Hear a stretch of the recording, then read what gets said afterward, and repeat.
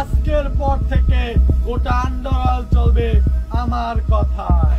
Okay bye.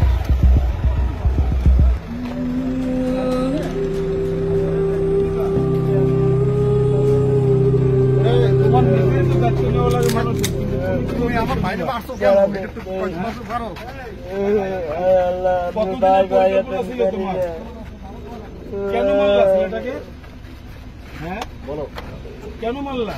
বাইরে দাঁড়াইতে কন তাইলে বলুক।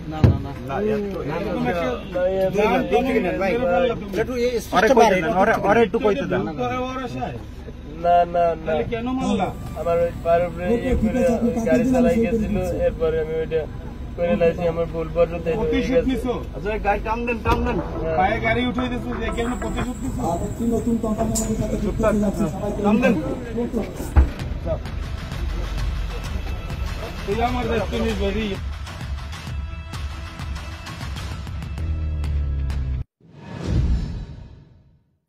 বল আমার বিরুদ্ধে কেস করার সাহস তুই কই পাইছস? কে দিছে তোরে এই শহরে? বল। বলবো না, জীবন গেলেও বলবো না। এই দুনিয়া থেকে তাহলে চির বিদায় হয়ে যা।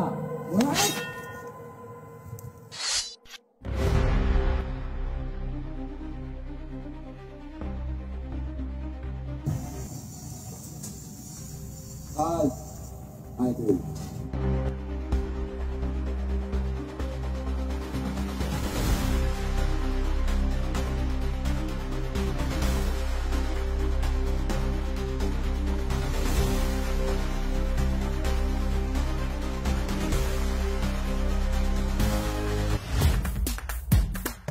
ক্ষমা ভাই, সংসার জমির দখল ছাড়ি না, আপনাকে অনেক লম্বা। কি যার নাম শুনলে ভয় তত্তর করে কেঁপে ওঠে গোটা আমাদের পটুয়াখালী সদরের ইটবাড়িয়া ইউনিয়নের মহিউদ্দিন ঈশা একজন অটো চালক। সে গত 4-2 তারিখে অটো নিয়ে বের হয়। এই নিজ এলাকায় সে যখন পটুয়াখালী সদরে থেকে নিট এলাকায় থেকে যখন সে অটো চালানোর বিভিন্ন কার্যক্রম শুরু করে, এই সময় দুইজন ছেলে, একজন নাম হলো নাহিদ আর তুহিন নামে দুই এখানকারই পটুয়াখালী সদরেই, যাদের এই ইটবাড়ি এলাকায় যাদের ঠিকানা, তারা তাকে ভাড়া করে আর কি। ভাড়া করে বিভিন্ন এলাকায়, শহরের মধ্যে বিভিন্ন এলাকায় তাকে নিয়ে ঘোরে। এমন করে তাকে নিয়ে যায় হলো দশমিনা থানার আলিপুর চাঁদপুর এলাকায় একটা গ্রামে। জনৈক নাসিরউদ্দিন হাওলাদার তরমুজ ক্ষেত নিয়ে গিয়ে তাকে ওখানে হত্যা করে আর কি। তা আমরা 5 তারিখ 11:30টার সময় এই লাশটা আমরা লাশটা রক্তাক্ত অবস্থার লাশ ওখানে ওই নাসিরউদ্দিন হাওলাদার তরমুজ ক্ষেতে আমরা এটা পাই। এবং সেখানে আমরা একটা অটো রিক্সাও আমরা পাশে পাই। পুলিশ জানার পর পুলিশ তাকে প্রথমে টেস্ট করতে পারে না, কাউকে টেস্ট করতে পারেনি।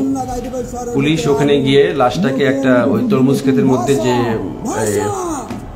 লোক থাকার যে একটা রাউন্ড থাকে টংঘরের মধ্যে তাকে পোয়াল দিয়ে তার রক্তাক্ত দেহটাকে আমরা ওখানে পুলিশ রিকভারি করে।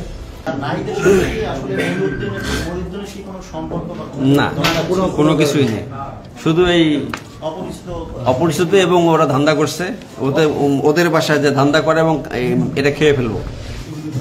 ওদের কাজ হলো ইয়েটা খাওয়া, অটোটা তারা খাবে আর কি, অটোটা তারা যাবে। ক্যামেরা আমরা বিশ্লেষণ করে ওই অটোটাকে কোথায় কোথায় যায়, কোন রুট ব্যবহার করে শেষ পর্যন্ত কোথায় গিয়ে শেষ হয়। আমরা লোহালিয়া ব্রিজ পার হওয়ার পরে ওখানে একটা বাজার আছে, কি বাজার যেন, কাশীপুর বাজার, ওখানেও আমরা সিসিটিভি ফুটেজে পেয়েছি যে এরা যাচ্ছে।